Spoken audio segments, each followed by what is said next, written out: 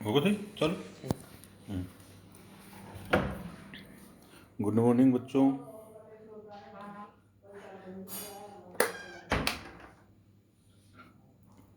कल हमने सैलरी से संबंधित कुछ प्रारंभिक जानकारी प्राप्त की और विभिन्न प्रकार के अलाउंसों के बारे में अध्ययन किया।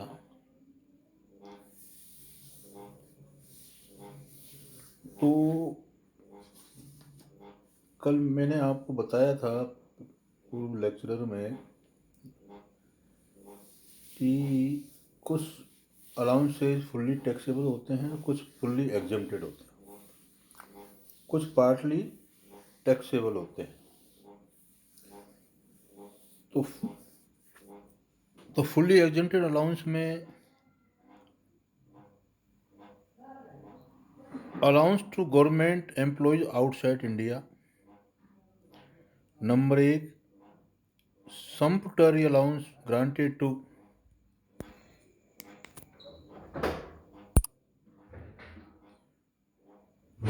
sumptuary allowances granted to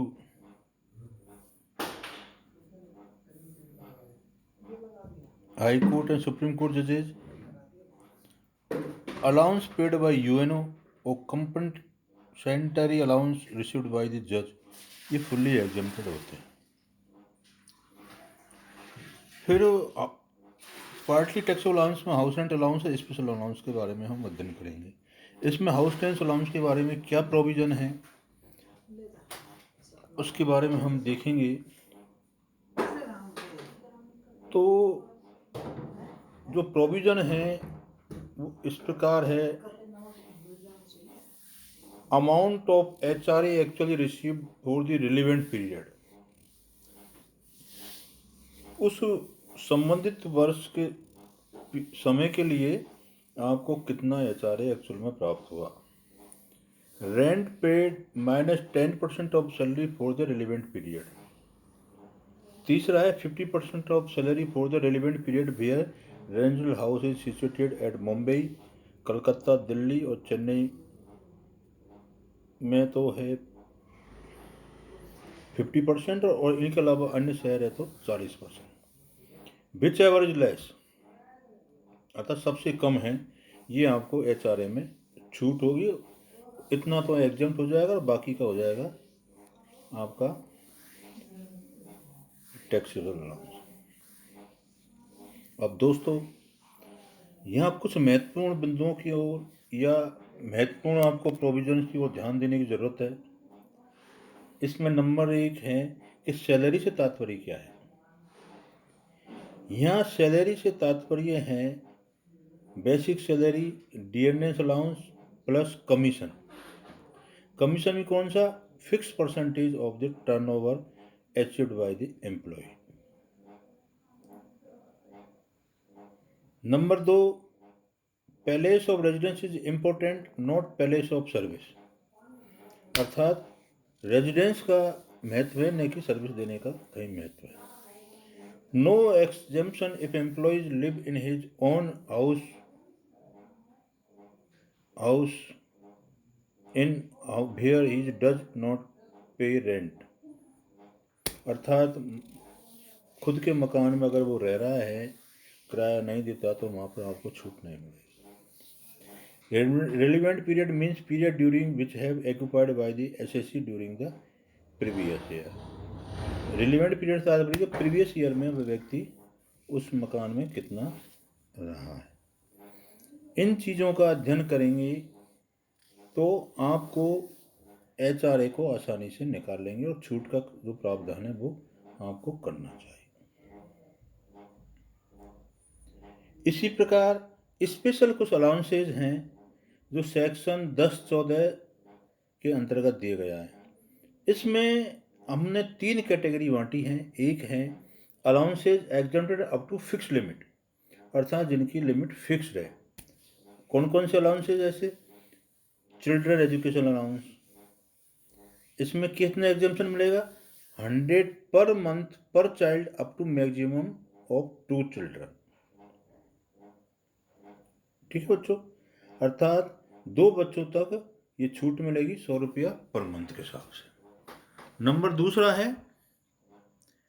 hostel expenditure allowance. ये क्या है कि 300 रुपया पर मंथ पर चाइल्ड अप टू मैक्सिमम 2 बच्चों तक मिलेगी। ट्रांसपोर्ट अलाउंस है 32 रुपये पर month only for the handicraft allowance. ये हैंडीक्रैफ्ट अलाउंस हैंडीक्रैफ्ट कैंडिडेट के लिए मिलेगी, लेकिन 32 रुपये पर month. Allowance for the transport employees, अगर जो ऐसे लोग जो ट्रांसपोर्ट एम्प्लॉयज़ है, नंबर 1 17% ऑफ सच अलाउंस, और बी में 10,000 पर मंथ, जो विच एवर इज लोअर, अर्थात जो इन दोनों में से कम है वो आपको ट्रांसपोर्ट एम्प्लॉयज़ के लिए छूट मिलेगी। अच्छा, अंडर ग्राउंड अलाउंस 800 रुपया पर मंथ है। इसी प्रकार आपको बी श्रेणी में है ऐसे allowance depending upon actual expenditure incurred by the employ, अर्थात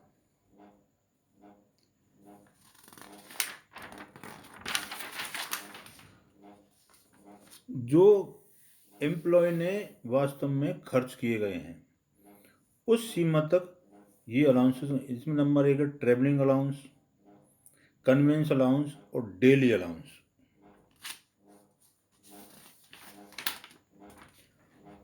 और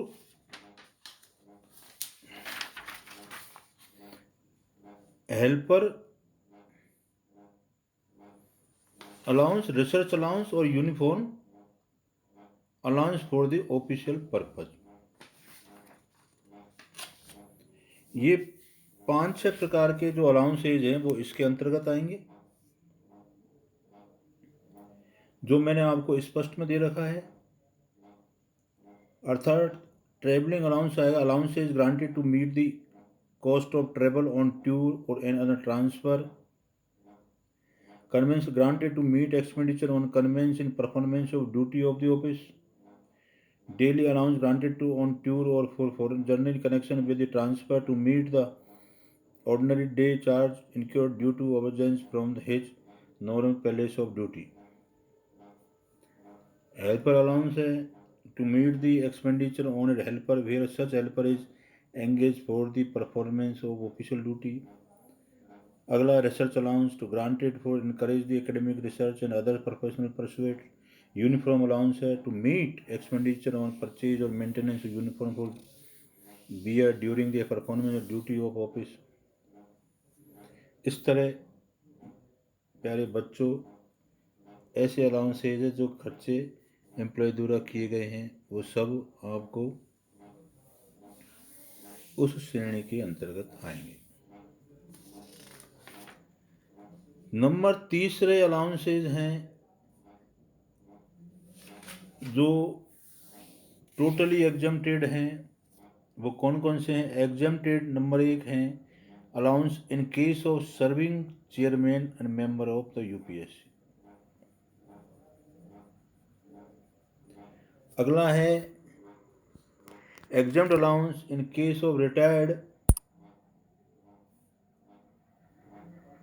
chairman and member of UPSC, जो ज़्यादा अपने काम के नहीं हैं। थोड़ा सा आपको ये देख लेना है।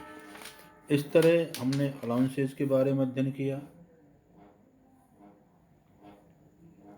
और अध्ययन करने के बाद में आपको अब पूर्ण रूप से समझ आ जाना चाहिए कि अलाउंसेस 3 प्रकार के होते हैं, फुल्ली एग्जम्प्टेड, फुल्ली टैक्सेबल और पार्टली एग्जम्प्टेड और पार्टली। लेकिन एचआरए के बारे में आपको विशेष रूप से ध्यान देने की ज़रूरत है। इतना पढ़ने के बाद में एक एम्प्लॉय को सैलरी मिल गई, अलाउंसेस के बारे में आपने अध्ययन कर लिया, एग्जम्पशन के बारे में आपने अध्ययन कर लिया। जो महत्वपूर्ण जो आपका इश्यू रहता है बाकी वो है परक्विजिट्स, अर्थात जो उसको सुविधा दी गई है उसका मौद्रिक मूल्यांकन कितना किया जावे, कितनी सुविधा का टैक्सेबल है कितनी नहीं है, जिसका हम अगले लेक्चर में देखेंगे। प्यारे बच्चों, आपको ये टॉपिक बहुत ही सरल है, समझने योग्य है, इंटरेस्टिंग है, लेकिन इसके प्रोविजंस को आपको जरूर ध्यान रखना है। धन्यवाद। दस्सू आ जाओ।